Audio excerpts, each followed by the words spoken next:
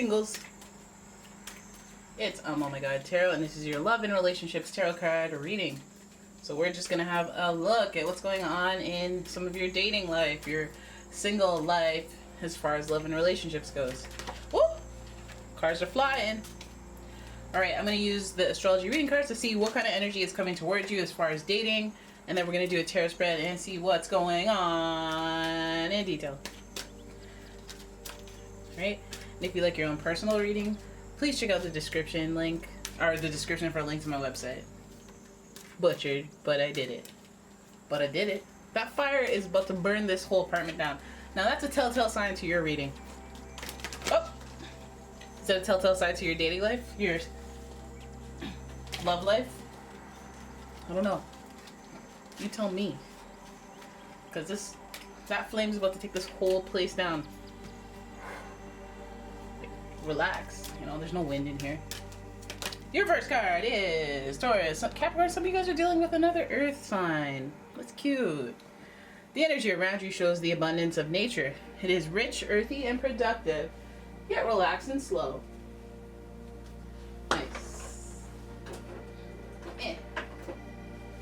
Technical difficulties. Okay. Your next card is Sagittarius. The energy imbues power, superior confidence, and enthusiasm, with faith, good fortune, and authority.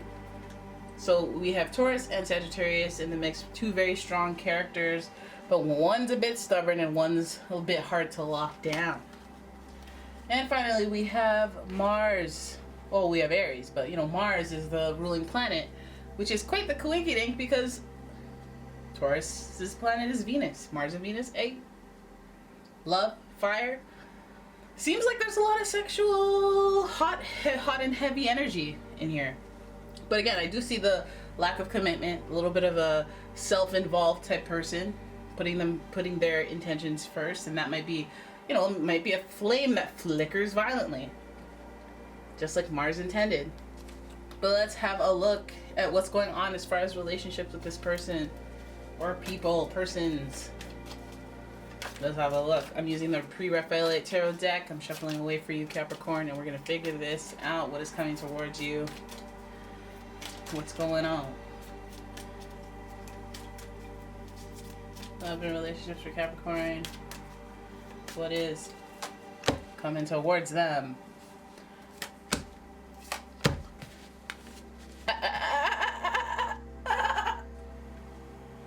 We've got the Knight of the Page of Swords. Well, the Knight of Swords.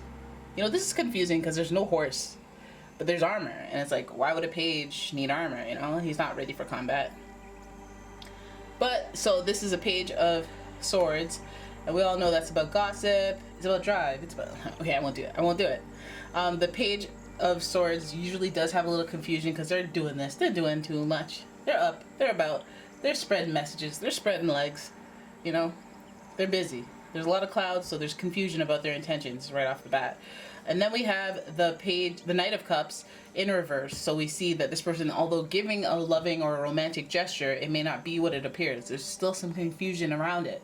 And this person might be a little too mature for this. So you're like, oh, well, I just assumed a lot of things because of your make model would suggest that you're ready to like have a relationship, settle down, and do these sort of things. But again, that's hearsay, that's drama, that's gossip, that's rumors. That's not what you know for a fact. That's just something you thought, something you assumed, something someone said, like, oh, he's totally into you. Like that, you know, and then you assume.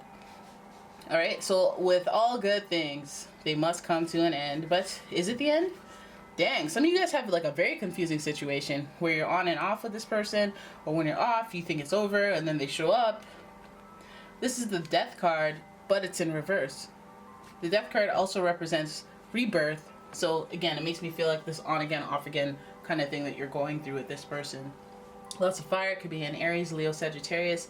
There are a lot of clouds, so there could be a lot of confusion around this person. So this is where we're at with this person or people. Maybe you find yourself in that type of a situation all the time.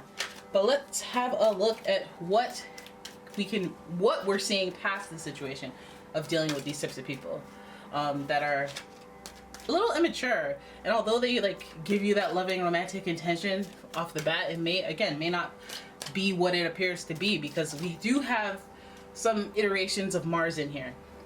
From Aries, of course, but then Scorpio is also ruled by Mars and Pluto, death and rebirth, but Mars, still chaotic.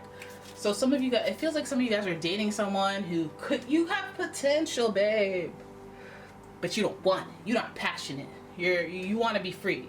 You're stubborn as well. And you're really only thinking about your intentions, which is definitely throwing you off. So what we gonna do about it? What you want a Capricorn to do about it? I think that's what really floats your boat. You like a challenge for some reason. All right. Then we have the Hangman in reverse. We have the Magician. And we have the Two of Wands. Interesting. I'll tell you why. So the Hangman is about waiting. We know that. Waiting until we change our perspective on things. It's calling for you to change your perspective on this situation. As in, maybe you're waiting, but at the same time you're not sitting around waiting. And you're just hanging out, waiting for them to make a change, make a choice, do something different. This person, again, it feels like there's an ending and then there's a waiting period with this person. So again, it might have been started off hot, cold. It might have started off as dating or fling, or, you know, and this person's very stubborn and they like to be free and they're putting themselves first. So they feel very like self-oriented. And I feel like they have some growing to do. But I feel like also that these are like telltale signs at the beginning seedlings. We see the death, we see the rebirth, we see the waiting, so we know it's a process. But then there's a continuance here because we see the Magician, and the Magician rules communication, the Magician rules the internets, and like I was gonna say short-term travel, but like local travel. So this card is your major arcana. We have two over here on this side. And so the bigger themes that we got to think about are the communication, but it's after the waiting. It is after the waiting. And you know what the lovely thing about the Magician is that it's the manifestation right there. You got some manifestation right there. So it's almost like if you're seeing this person, it was kind of fun. It was light, fun. This person is giving you a little bit immature, that what they're saying doesn't really match up with what they're doing, and they might be falsely presenting as a relationship. And then you see an end. You might even see some ghosting because of this whole hella end energy. And then you're waiting. Again, I always tell you, be productive during the waiting period, you know, because you want to be like, oh yeah, I did this while you were gone. Oh, since then? Oh, I don't remember that. Oh yeah. Yeah, I wasn't waiting around for you. You know, you want to have something to talk about when they come back or when they decide they want to step into the circle. So then we have the Two of Wands, and again, this person, I'm telling you, going back and forth. Should I go back? Should I just move on? Should I go back? Should I just move on? Feels like this, again, chaotic. You're chaotic. If you're cross-watching, listen, I'm on to you. You're chaotic. You don't know what you want. I feel like you want it to be free. You want to do your own thing. You want to do the single thing, maybe play someone here and there. And then you went ahead and caught feelings. And you're trying to process them. And what you said was the end and you're done and you don't care. Boom, you're back. You're back. Because you can't move forward. Because your head is on the same way. But you realize when you have that epiphany, when you have that awakening, that changing of perspective, that you want to be right there with your Capricorn, your high value Capricorn person. And that's really a manifestation between the two of you. Now, the Two of Wands is giving us that whole threshold between, do I want to go back? Do I want to go forward? So this person is thinking, and they're on the brink of making a decision. But this is usually forward moving, this Two of Wands. It's like, I want to take an action, but should I take an action? Well, let's see where it goes. Because this person is thinking things, and they're trying to make a decision, trying to find some balance in their life. But there's so much confusion. The Eight of Pentacles. We have the Star in reverse, and finally the Seven of Swords. This person doesn't want to fake who they are around you. So this person wants to be fully committed and focused on one thing at a time. So they may have something else going on as far as relationships with other people, but they may come to a point where they just want to focus on one at a time instead of everyone at once. And that might be a transition. That might be a change for this person, because you see them with different kind of intentions in the beginning. They want to be free, they're being a little selfish, and they're kind of stubborn. But at the end of the day, they do want that Taurus type of energy where they settle down in the home and they find somebody who within the home is still spicy and still, you know, energetic and keeps them excited and keeps things lively. That's what they want. Then we see the star card here, and that is supposed to be a representation of hope and reconciliation to some degree, but I feel like this reconciliation isn't, it breeds synthesis, yes, but I don't think that it's a straight up, hey, I'm sorry, I was wrong, it's like kind of like a finesse my way back into your life. Finesse my way back into not really admitting I was wrong, or not really saying I had an epiphany, but that star card is aha, eureka, enlightenment type energy. So this person, I feel like this is new to them, okay? It's new to me to want to just hard focus on one thing. Lots of coin around me and focusing on one single coin at a time so that they're each perfect. This is just giving us, hey, I'm shifting. I am being reborn. I'm in the process of becoming the kind of, not opposite, but evolving as a character in my storyline and in your storyline. And I'm moving towards more of a, I kind of want the good life. I want things. I want structure. I want balance. And who here is pushing out structure out of their face? That would be you, Capricorn. So it's not surprising that if they're going to be evolving from this state and being reborn into something new, they're wanting something more stable. They're wanting to reconcile, but they're wanting to, keep a hold of their pride. Lots of fire here. Lots of pride. They don't want to say, I was wrong. They do not want to admit defeat. So therefore, there's a false mask in this relationship.